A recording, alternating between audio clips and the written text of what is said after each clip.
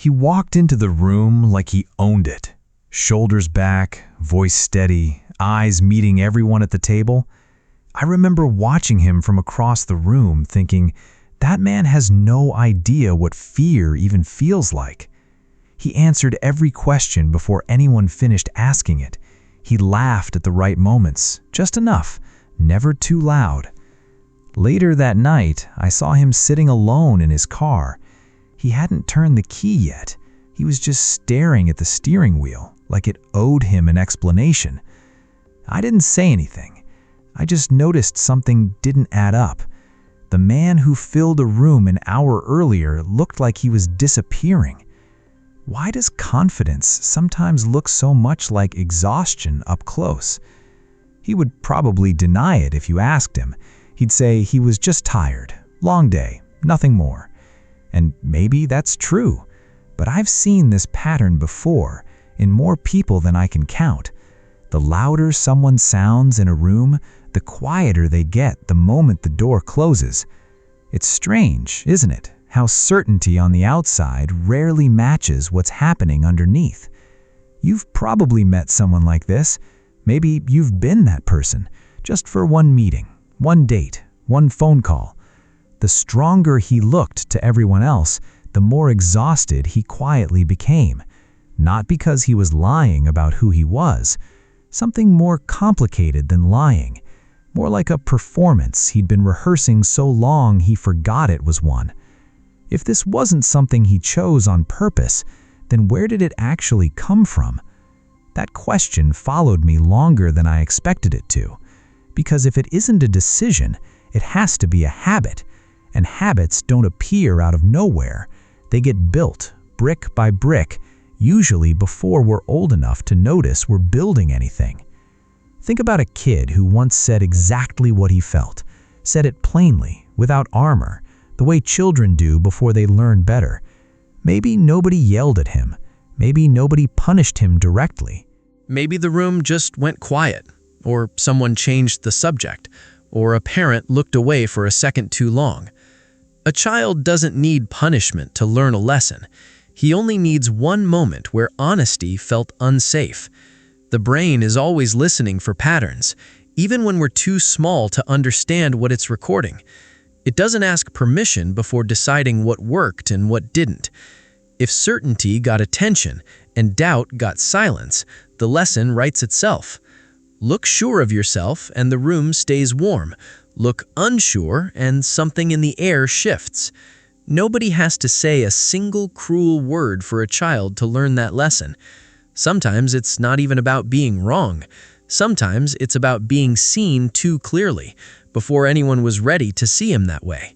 So he adapted, not because he was weak, but because his brain was doing exactly what brains are built to do, protecting him, finding the safest way through a world that felt unpredictable. And it worked, at least on the surface, for a very long time. But adaptation has a strange cost nobody warns you about. It doesn't disappear once you don't need it anymore. It just keeps running, quietly, in the background, long after the danger is gone. Where does something like that even show up now, years later, in an adult life that looks completely fine from the outside? I started noticing it in small, ordinary places. A work meeting, nothing dramatic, just a simple question from a manager. He didn't know the answer, but instead of saying that, something in him answered anyway, fast, smooth, almost automatic. Not a lie exactly, more like a reflex that had been trained for years to fill silence before silence could fill him. I watched him do it again on a first date. She asked what he wanted out of life. He gave her a polished answer, something that sounded thoughtful, something that sounded finished, but his hands were tight around his glass the entire time. You might recognize this if you've ever answered a question you hadn't actually thought about yet. Not because you wanted to impress anyone, because the alternative, saying, "I don't know," felt like standing in a room with no walls. There was another night, a phone call with his mother. She asked how he was doing, the way mothers do, half checking in, half testing the waters. He said, "Fine, everything's fine, work is good." He hung up the phone and sat there for almost 10 minutes without moving. I've seen this in myself too, if I'm honest. A message left on read for 2 days, then answered with something breezy, something that hides how much it actually mattered. You type it, delete it, type it again. Eventually, you send the version that sounds like nothing bothered you at all. None of these moments look like much on their own. A quick answer in a meeting, a smooth line on a date, a short phone call that ends too fast. But something starts to happen when you see enough of them stacked together. They stop looking like separate choices. They start looking like the same choice, made over and over in different rooms with different people. The confidence isn't the problem. The problem is what it's covering and how quickly it shows up before anything else has a chance to. Once you notice this pattern in someone, you can't unsee it. The fast answers, the steady voice that arrives half a second before the doubt does, the way he changes the subject the moment a conversation gets close to something real. It isn't a personality trait anymore, not really. It's a mechanism running quietly, doing its job the way it was trained to. The brain doesn't know the danger past. It only knows the strategy worked before, so it keeps offering the same strategy again. Confidence becomes a kind of shield, raised so quickly it's almost invisible, even to the person holding it. And here's the part that makes it heavier. The more it works, the more it gets reinforced. People respect him for it. They call him strong, capable, someone who always has it together. Every compliment becomes another reason to keep the mask exactly where it is. Slowly, without meaning to, his life starts shrinking around the performance. Fewer moments where he lets himself not know something. Fewer rooms where he feels safe enough to be uncertain out loud. The world gets smaller, even as it looks, from the outside, like it's getting bigger.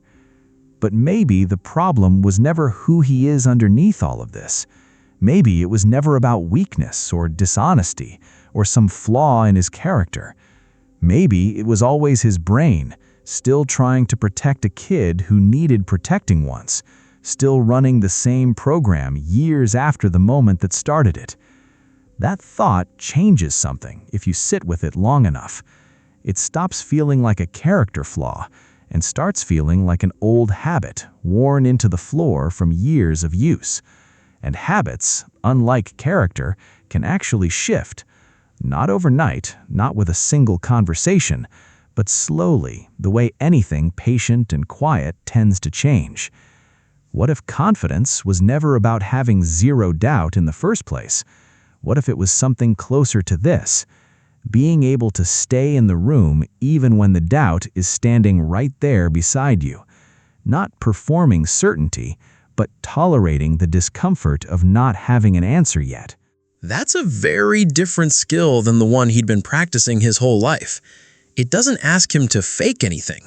It asks him to stay, in the silence, in the not knowing, without rushing to fill it.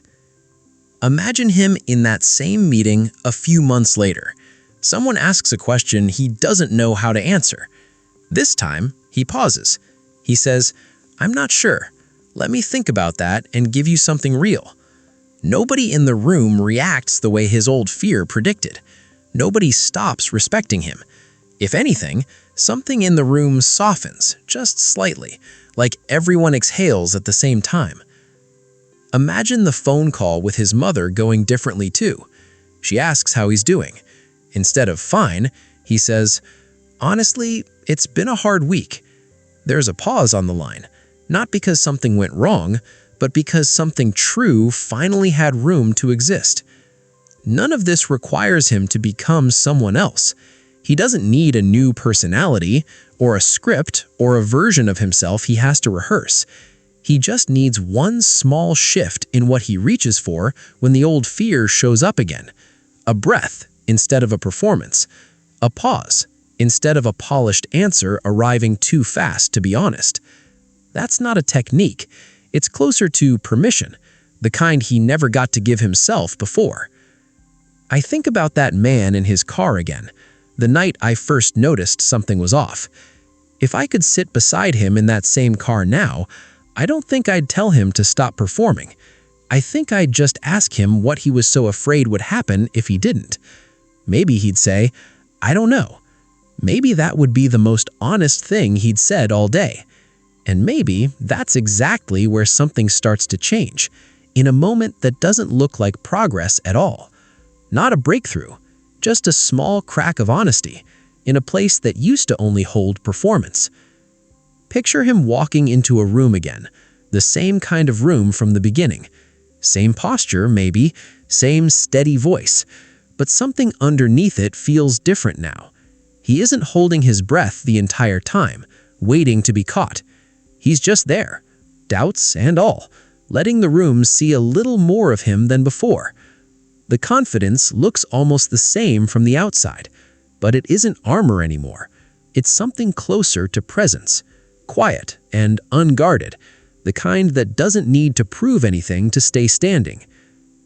If you've recognized any part of yourself today, in the fast answers, the smooth lines, the silence after a hard phone call, you're not the only one. I'd love to know which part of this stayed with you the longest. Maybe your own story could help someone else finally understand a pattern they've never had words for. This conversation isn't finished. Not really. It just continues, quietly. The next time you catch yourself reaching for certainty before you've even had a chance to feel the doubt.